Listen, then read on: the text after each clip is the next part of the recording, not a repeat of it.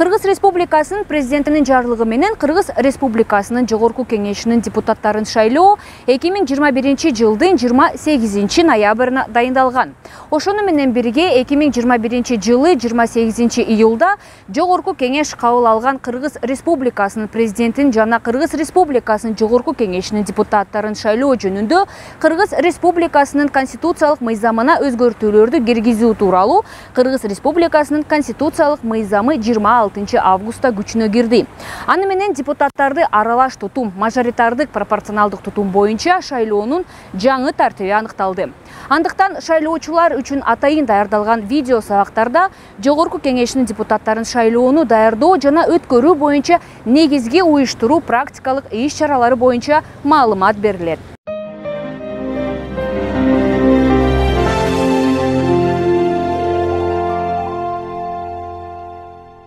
Шайлоо комиссияларынын укуктук абалы ишин уюштуруу жана иш тартиби боюнча бүгүн бизге Борбордук шайлоо комиссиясынын шайлоо процессин уюштуруу боюнча башкармалыгынын начальниги Айтикеев Төлөгөн Рускулович айтып берет.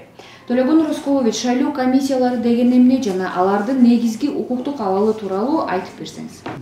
Жакшы болот. Негизинен Кыргыз Республикасында шайлоо органдарында шайлоону өткөрүүнү даярдоо өткөрүү ушул шайлоо комиссияларына жүктөлөт. Борбордук шайлоо комиссиясы, округдук шайлоо комиссиясы, аймактык жана участкалык шайлоо комиссиялары, ушундай 4 деңгээлде шайлоо комиссиялары түзүлөт. Негизинен Кыргыз Республикасынын Жогорку Кеңешинин депутаттарын шайлоодо Борбордук шайлоо комиссиясы, округдук шайлоо комиссиясы жана участкалык шайлоо комиссиялары иш алып барат.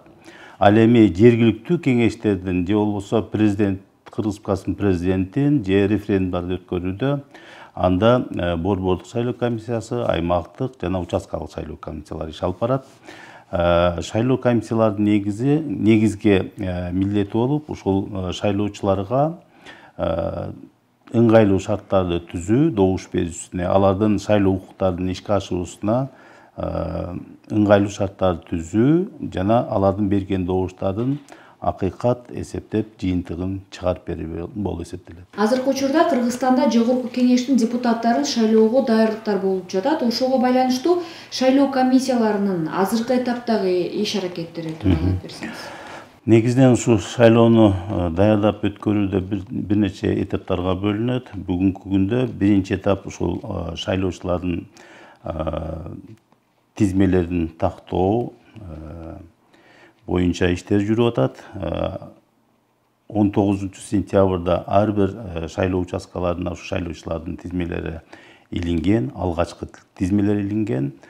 Бул шайлоочулар өздөрүнүн маалыматтарын туура эмес экендигин же болбосо шайлоочулардын тизмесинде бар жок экендигин такташ керек.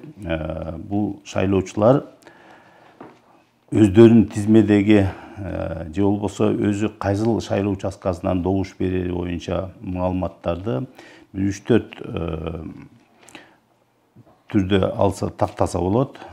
Бул шайлоо участкасына келип тактаса болот. Андан сырткары тизме порталынан да өзүнүн маалыматын тактаса болот.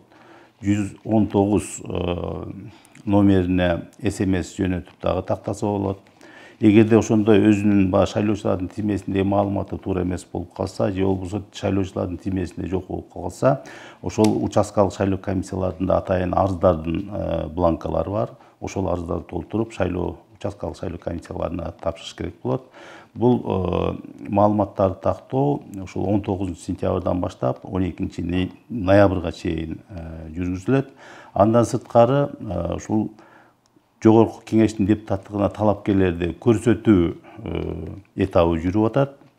Бул өзүңөр билесиңер, пропорционалдык система боюнча бул шайлоо дайындалган күндөн баштап башталган. Ал эми бир мандаттуу шайлоо округу боюнча талапкерлер шайлоо округдарын түзүп, шайлоо округдарын тизмелери расмий жарыялангандан баштап башталды. Бул талапкерлерди көрсөтүү мөөнөтү 13 октябрга чейин жүргүзүлөт. Ал эми 13-нөн 18 октябрга чейин ошол көрсөтүлгөн талапкерлер Борбордук шайлоо комиссиясына толук ошол мыйзамда көрсөтүлгөн документтердин тизмегин толук тапшырып бүтүш керек.